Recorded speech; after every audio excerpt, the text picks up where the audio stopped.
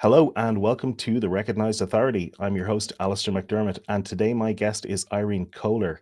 Irene is a LinkedIn whisperer, and she talks about building authority, visibility, and profitability for women-owned service-based businesses.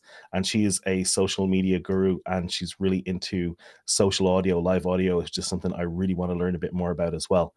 But today, Irene, we're going to talk about old LinkedIn habits first. Can you tell me what you think of as old LinkedIn habits and what we should avoid doing with LinkedIn?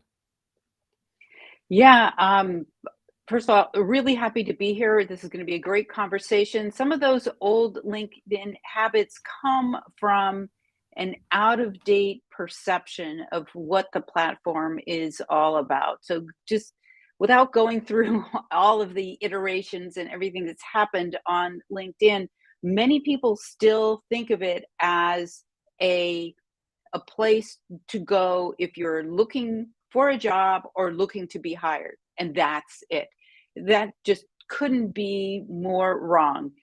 So for anyone is looking to advance in their career, looking to be more widely known for the expertise that they have, or for those entrepreneurs, as small business owners who are looking to find and attract the attention of their ideal clients or customers, LinkedIn is 100% there for you.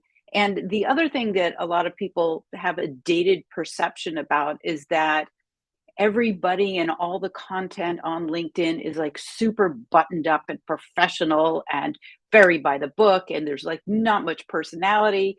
Um, yeah, throw that away. Just rewrite the script because it is now one of the keys to using LinkedIn is to bring your whole self, your personality, your quirkiness, and have that be tied into who you are as a professional. And that goes for people who are creatives also, who never thought that they really had a home on LinkedIn. So it has just changed so drastically. Yeah, I think that people sometimes forget that it's an actual social network. It's Yeah. incredibly similar in some ways to something like Facebook, where there's a news feed and people put up content. They go live. We're live now on LinkedIn and on Facebook. I think on both my Facebook, my personal Facebook page, for example, and my business page, and the same for you, as well as on LinkedIn. Yeah. And this type of content, this type of video, this type of interview is exactly what people kind of have come to expect on all of those. So yeah, the part about personality, I know that it's something that particularly when I was younger, and kind of a bit more fearful about just putting myself out there, I would really have tried to kind of dial back on the personality and come across as more Mhm. professional. And I try and let the personality stuff bleed in, but I kind of catch myself trying to be too professional sometimes as well. Can you talk a little bit more about that side of things, about how you think about that, and how people can change the way that they behave with regard to kind of being too professional? Yeah, well, I think that there are a few things going on here, and I have to say that all of us having gone through like lockdown, I mean, you and I are in different continents, right? But everybody around the world had this common experience of not being able to be with people in person. And so we were spending our time online connecting with people.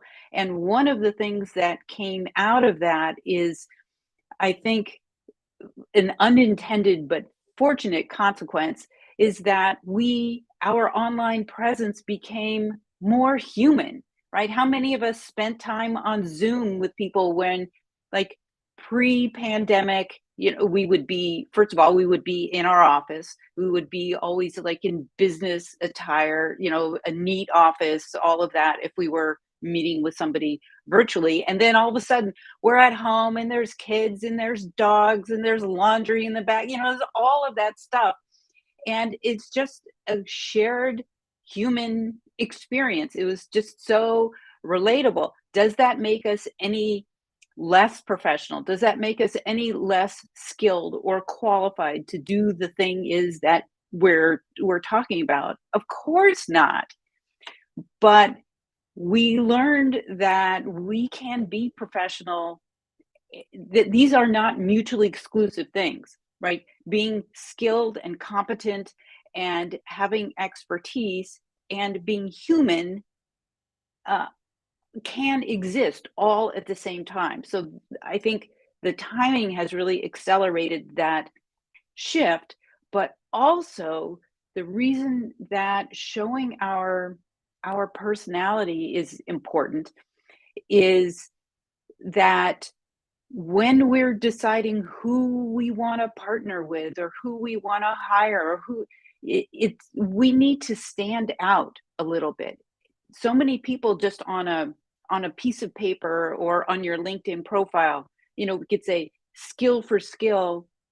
Like, other people have similar skills than I do, right? For most of us, there are other people who have can do the same kinds of things, but we look for people who we feel like we want to hang out with. We feel like we trust them. We think we would enjoy working with them.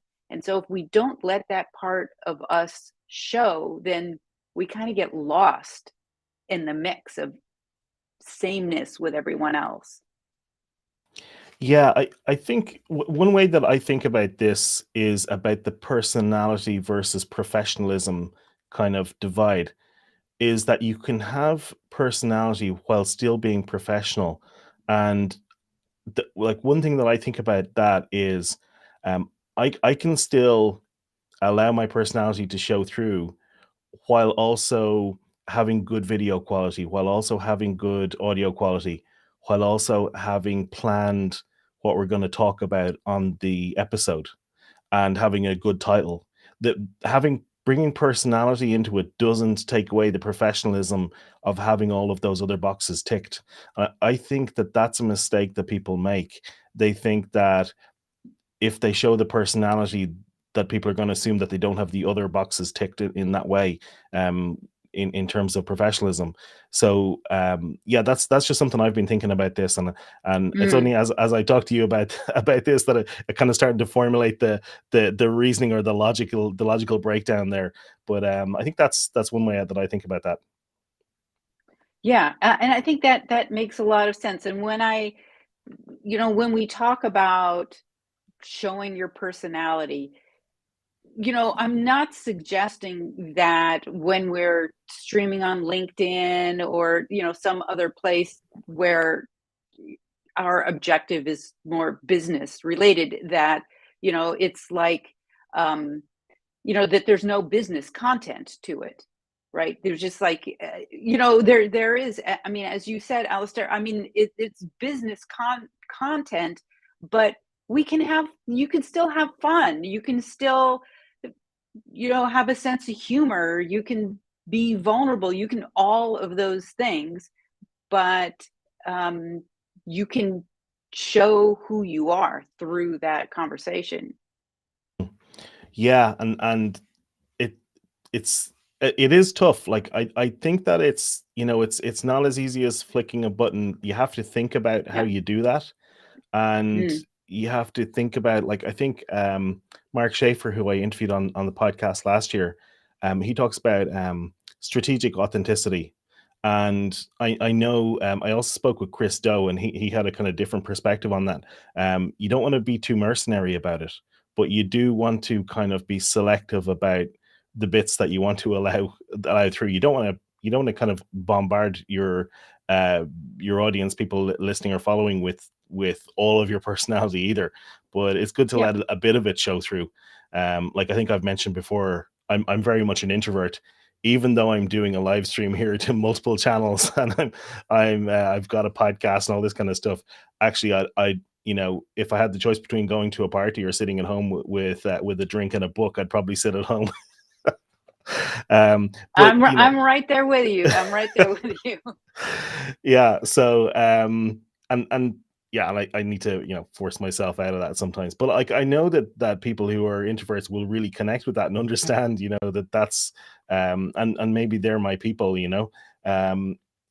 but I think that we can allow some of that, we can talk about some of that kind of stuff while we're also talking about the professional topics because they are relevant, Mm, yes, absolutely.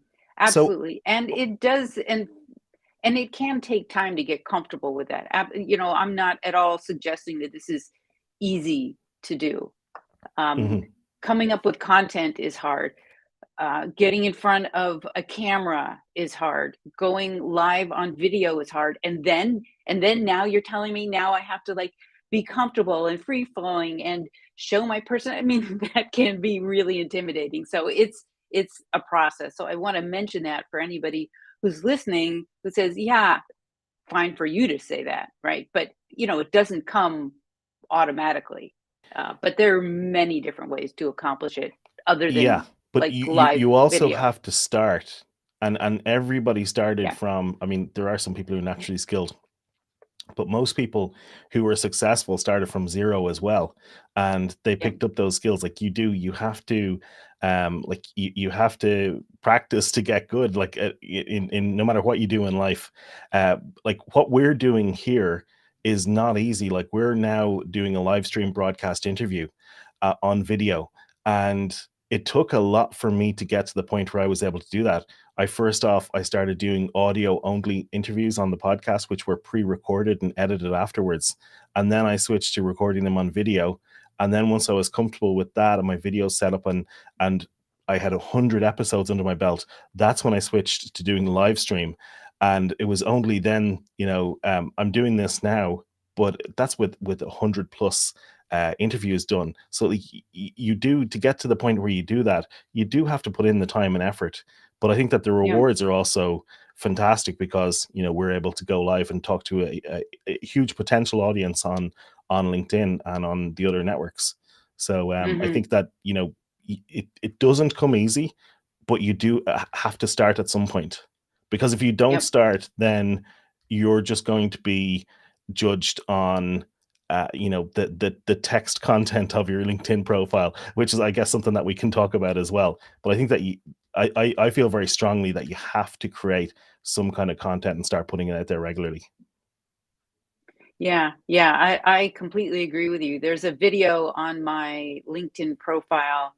I think it may be in the featured section, but that I did a while ago, sort of on this topic, where I have like some binoculars, and I'm like looking around, and my point was how we need to stop looking around at what other people are doing and using that to question, well, how could I possibly do what they're doing? And exactly to your point, everybody started at nothing, right? Everybody started not being sure of themselves. Everybody, so you don't really know sort of how long it took them to get there. So yeah, I think that's part of, we are all collectively experimenting all the time with everything on LinkedIn, whether it's live streaming, whether it's posting, whether it's anything, we're just trying things out and we're all testing and learning. Yeah, and the other thing on that, I think that this is like content creation as a kind of a general topic, and I think that it's very similar to going to the gym in that you need to go on a consistent basis for a long period of time, because if you go 7 times in one week, it's not going to make all that much difference to you. But if you go Mm. once a week every month for 2 years, that's going to be life changing. And so that's how I think about content creation. And again, the first 2 months you go to that gym, you're not going to see amazing results. But if you just keep building and building, there is this compounding effect. So I don't want to drag us down the content creation rabbit hole, although I'm happy Yeah. to keep talking about it if you do.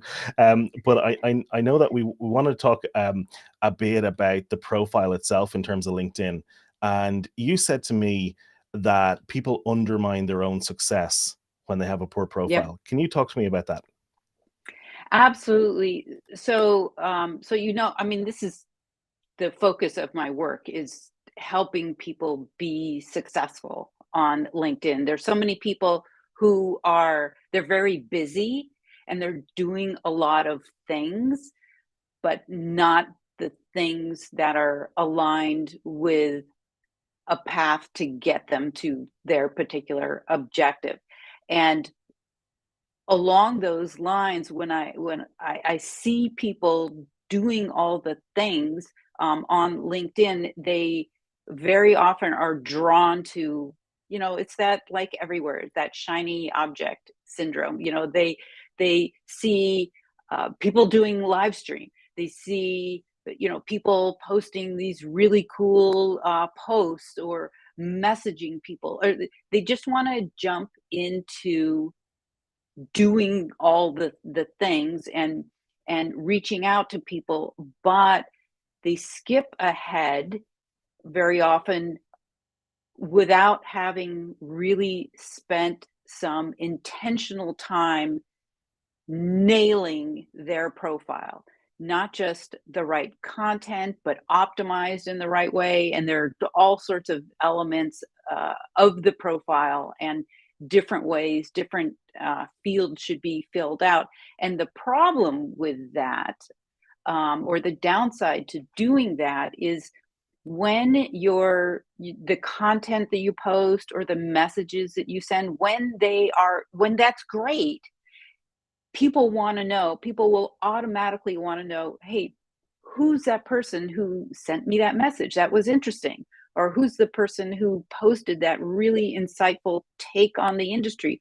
They're going to click on your name because it's all on the platform to go to your profile to get that greater context about who you are. And when they get there, it's just a gigantic letdown, right? They get there and it's out of date, or it looks like a resume, or there's just nothing that speaks to them that resonates with them. And so you spent all this time to put something out there that was like really interesting, and obviously you put in the work to do that, but then we drop the ball and we get that. I mean, we hear this all the time, like you get that one chance, right, to make that first impression, and then they're gone. And so that's how we undermine ourselves. And I call that also like leaving money on the table, right? Because that person could have been booking an appointment on your calendar, or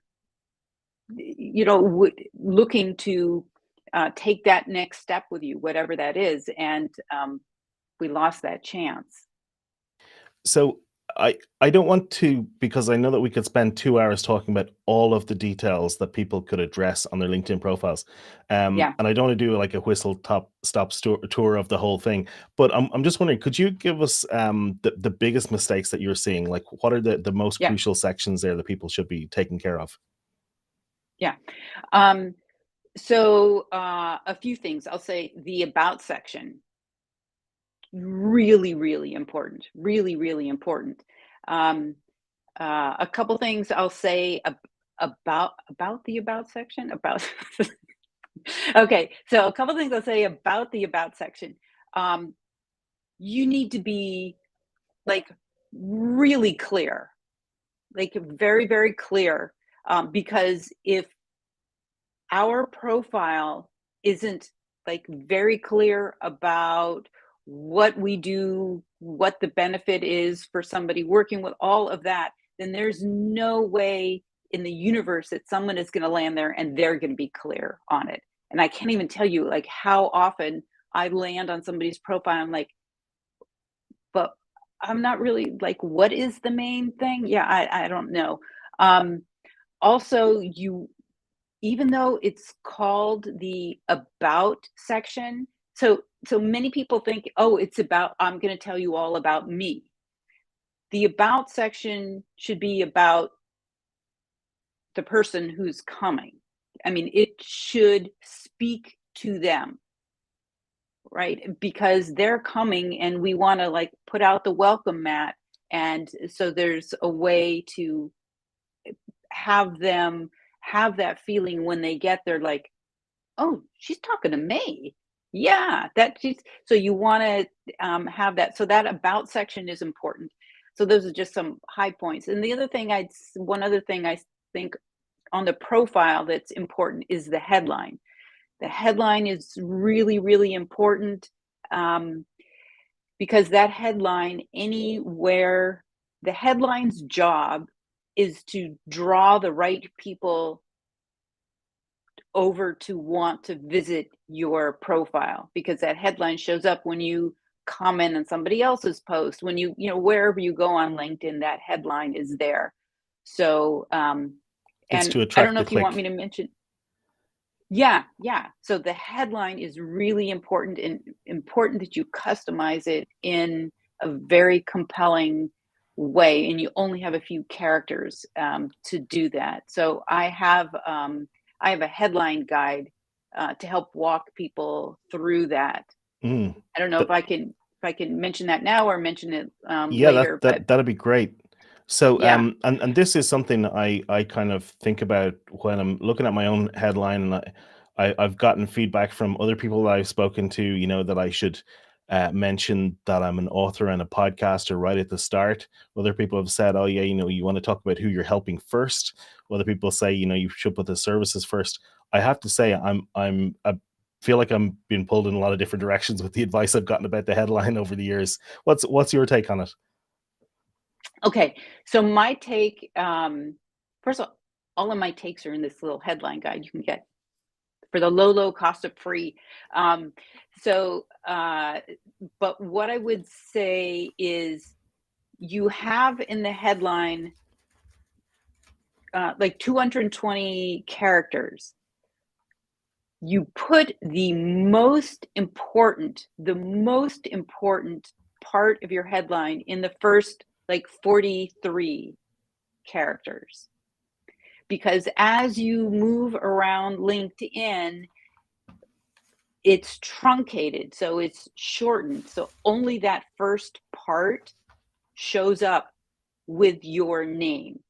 And so if you say things at the beginning of your headline, like really nice guy, oh, and I have a podcast, if you use those first characters to not say something that's really, if I'm your target audience, to not let me immediately think, oh, this may be somebody I want to check out, but that stuff is later in your headline, I may not ever see that part. So I would say, like, the fact that you're an author, I mean, I think that that's fantastic. It adds social proof. I would put that like later in the headline, unless your target audience are like book publishers or somebody who would be drawn to, some of those other words. Yeah, and by the way, I'm just gonna, because I can actually share this with the video viewers.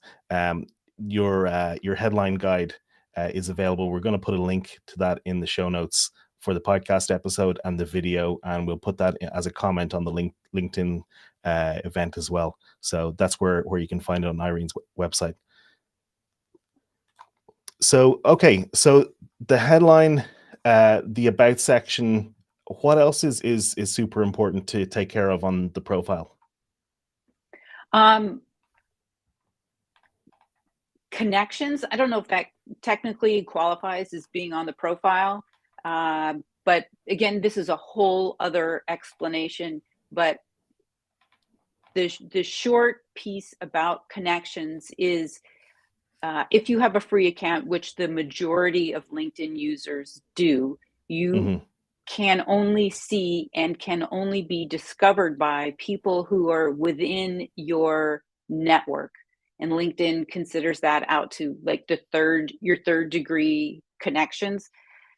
It's complicated to explain, not really important, but the primary takeaway is that the fewer connections you have, the fewer opportunities you have to be discovered by someone who's looking for exactly the thing that you do, right? They won't be able to see your profile. So you want to have as many connections as possible. Am I saying connect to every random person who sends you a connection request? Absolutely not. I definitely do not do that. But connect with people that you think would be valuable members of your network. Don't limit yourself to only people like that you know personally, or that you've worked with. Connect with almost anybody you know, you've met at a conference, you saw them on a live stream, any of those things. Definitely connect with them. And I guess one other thing I'll throw in since we're talking about the profile are recommendations. Recommendations are one of many reasons that I think LinkedIn stands head and shoulders far apart from any other platform when it comes to being the hub of your reputation and your expertise and your credibility. And because those recommendations, there's much more transparency around them. When somebody on your website, a lot of us have on our website, you cut and paste and put in a pretty graphic testimonials and all of that. But I don't know who those people are, or did you make them up, or is that your mom? I don't really know. But on LinkedIn, I can click and see who that person is. Does that person have like a robust network and a a substantial career in all sorts of things? I can also see who all the people are that you traded recommendations with. And that's just not a good look. Like, you wrote one for them and they wrote one for you. Yeah, that's generally when I see profiles that, that's kind of a large part of them. It's not great, but that that layer of social proof on top of what you say you do, and having other people then say, yeah, I had Irene do those things that she says she can do, and it was pretty fantastic. That is amazing and powerful. So I'm just going to recap. So with the about section, we want the about section to be like a welcome mat for our ideal clients. We got to take care of the headline, and you very graciously have created a free resource for people. So we're going to link to the headline guide. You talked about having as many connections as possible, because it sounds to me like there's this kind of logarithmic effect or exponential effect of having more connections. So more connections is in general a good thing. And I know that there's a study, and I didn't do sociology in college, but I know a lot of people who did would have heard about the strength of weak connections. And that study is a very old study done, I think, in the 70s or 60s even. But basically, what it found was that most people get job opportunities coming through people who they don't know very well, rather than people who they do know very well. And there's a whole bunch of statistical reasons for that, but there are good reasons to connect with people who you don't know very well. And I think this is one of those old LinkedIn habits, the very old school kind of approach, which is to only connect with people who you've done business with. Maybe if people switch that around, maybe if you connect to people, then you'll do more business with those people. So Yep. yeah, so that, and then the last thing you mentioned is just about getting more recommendations, and that's something I like. I already ask for reviews for my book. I already asked for ratings for the podcast, reviews for the podcast, and now I need to go and ask for recommendations on LinkedIn as well. It feels a bit awkward, I have to say, to have to ask for all these things all the time. But yeah, there's obviously a benefit in doing that too. Right. And there's no way you cannot like cut and paste something that someone said about you somewhere else into a LinkedIn recommendation. Obviously, it needs to come from that person directly. I mean, that otherwise we break that chain in the transparency, right? Then it's not linked to their profile. But I get that, yeah, that can be a lot of asking. It's a lot, But but obviously, the people who do manage to do that, they're seeing success. So it's something I need to kind of put on a checklist somewhere, and yeah, just yeah. make the ask. Okay, so you said to me beforehand, when we talked in the pre-show, that many people use LinkedIn like a rear view mirror. instead of like a Yep. windshield. Can you talk to me a little bit about that? Yeah, absolutely. So many of us who have been working for a while, um, I don't think I'm disclosing anything to say like I'm not in my 20s or 30s. Um, so, we've had our careers have had twists and turns, and we've had a variety of jobs and responsibilities, and we've owned a business, and we've done all sorts of things. And and sometimes that involves like a pivot, right? You've worked in the corporate world for a long time, and now you're beginning your entrepreneurial journey and starting a business, whatever that is.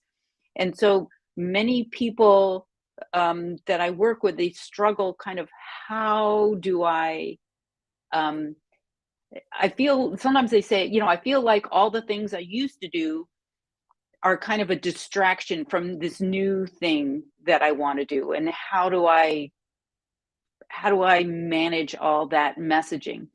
And what I would say to anyone, whether you've started a business or not, is that many of us have been accustomed to using LinkedIn kind of like a resume, and I look at that as uh, looking in the rear view mirror. Like, you're just reporting out to me everything that you've been through. It's a historical document. Like, I did this, and then I did this, and then I did this, and then I did this. And yeah, that's not interesting, but it also sells you short of why you are the person to do the thing that you're doing now. So instead of looking in the rear mirror, I encourage everyone to think about how they show up on LinkedIn by looking through the windshield, like you're forward car, and you're looking at where you're going, and all of the places that you've been, the way those play unique roles in helping to prepare where you're going. But it's maybe a reframing of how you describe what you've been doing, because each one of those things, whether they're similar or different, where you're head, each one of them in a different way help you to be uniquely prepared to do the thing you're moving toward. Okay, so how can I specifically show where I'm going? What words do I change in which section? Because I I think about like the and I'm guilty of having like I've got the resume style where I've got all of the old experience on there. I do also have a lot of content on there. I've got creator mode turned on, which I think you'd probably recommend that everybody does who's creating content. But Mm. where do I specifically go to kind of show the this vision of the future and what what the current and future offerings are, the things that I'm doing? Well, I think there are a few different places to do it. You can certainly do it through content. I would say that you can also do it in the about section. The about section can be used in so many different ways. Just forget that it's called about. I mean, it's a blank canvas. You can use it for a number of things. And one of the things I talked about was, like you said, it's a welcome mat for people who are coming, but particularly for people who have made a pivot or they've changed. There's an opportunity there in that about section also to help um, frame, having had these experiences. Like, I've been in the trenches doing this and this and this, and the learning that I took away from that has prepared me to approach this new thing, to come with a fresh, different perspective on how to do that, um, in a way that's different, or my approach is different than anybody else. Um, I'll tell you that I worked with somebody who had made the shift from working on websites, just lots and lots of website design, and was now in event planning. And and she said, well, there's two totally different things. I said, no, they're absolutely not. I mean, think about when you were working on websites. I mean, you think about navigation. You think about what's the experience you want when people first arrive? What are the things that they're most interested in? Where do they need to go? I mean, a lot of that applies to managing an event, the physical layout, the planning for it, the materials that people have ahead of time. I mean, all of that. So, we just reframed her background and her skill set to make it like relevant in a way that somebody who's just done events, like that's all they've ever done, maybe they just don't have that same take on it. Yeah, and you talked about all the different ways that you can use the about section. I actually start off my about section by talking about one of the defining moments in the Harry Potter story when he receives a mysterious package. So that's uh, I have tried to create an interesting hook. I hope that has hooked people who are watching this and they want to go and check out my LinkedIn profile now. That's why why I brought it up, is because I wrote it that way specifically to intrigue. I think that, and that's something that I think that it's something I'm trying to incorporate a bit more in the content that I'm creating and in how I think about all of my social profiles and things, is in creating stuff that is a bit more interesting and maybe it incorporates a story in some way. So yeah, Yep. I think the example you just gave is perfect of somebody who's gone through that transition. And I went through that myself. I was a corporate software engineer, and then I became a search engine optimization guy, and then a web guy, and now I'm doing content creation and kind of business coaching. So I think that's pretty normal to kind of go through that kind of progression for everybody. So you've got to Yep. you've got to find a way to tell that story in a way that makes sense to whoever's reading it. Right. Absolutely. It's all about, I think storytelling is can be so powerful, but it's all about knowing who your audience is. And when you talk about a hook, like, because sometimes what seems most interesting to us about our work or our journey or thing is not necessarily the most interesting thing to the people that we're trying to reach and connect with. And so it's always trying to find that, how can we like meet in all of those goals?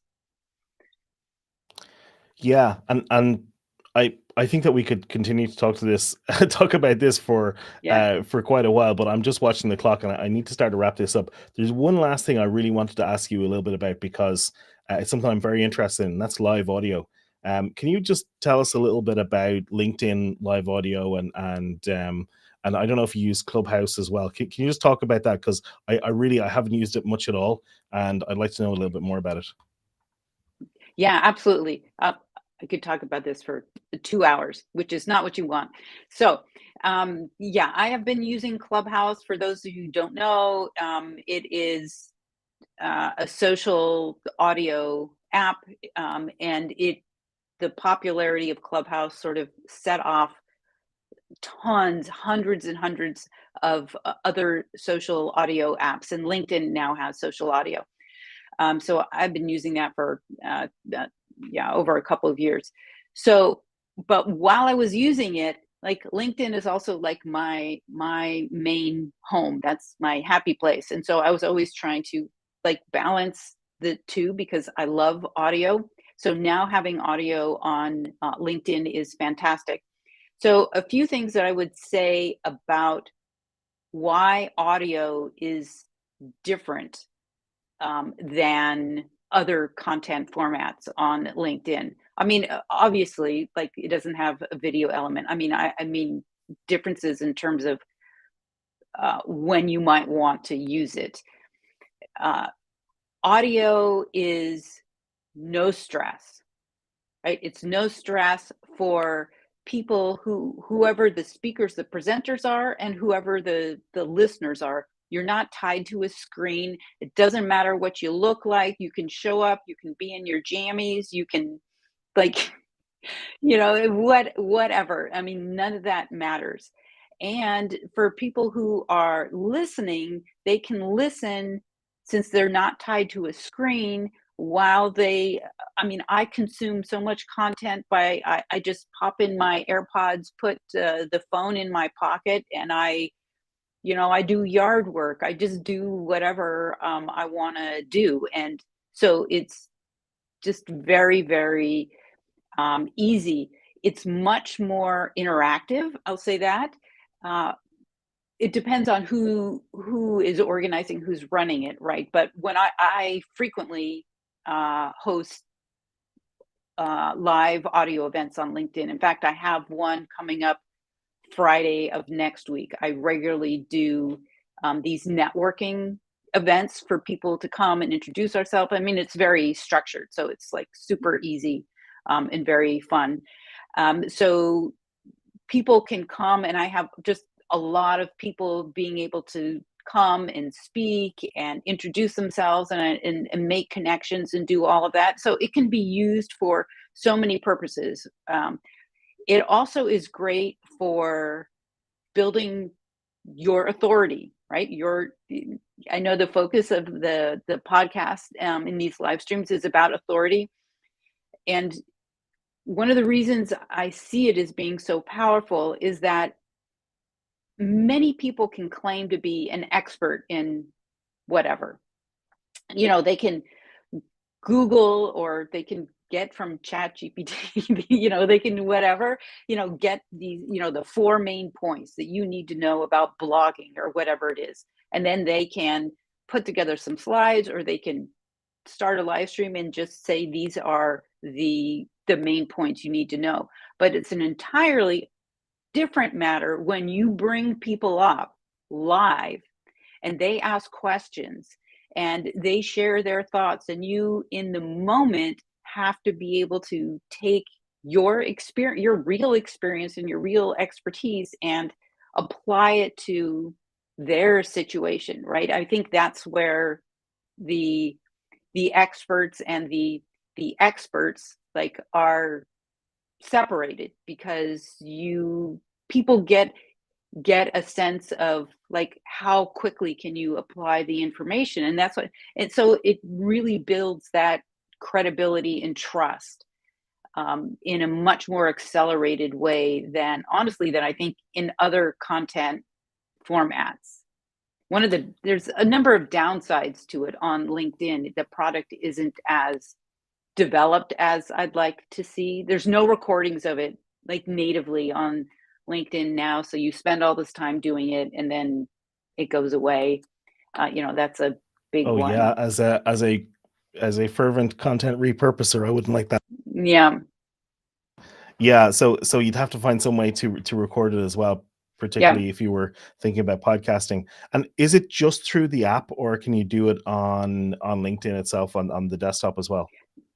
Isn't that great? You can do it on both. You can Okay, do it cool. on both. So people can speak, they can listen, all of that you can do on mobile, on desktop. And It's where great. is it? Because like I don't even see it. Like I have LinkedIn open on my second screen here, and I don't even see see this anywhere. That and as one of many people who are creating LinkedIn audio events frequently, I can tell you that that is another pain point, is the discoverability of the events.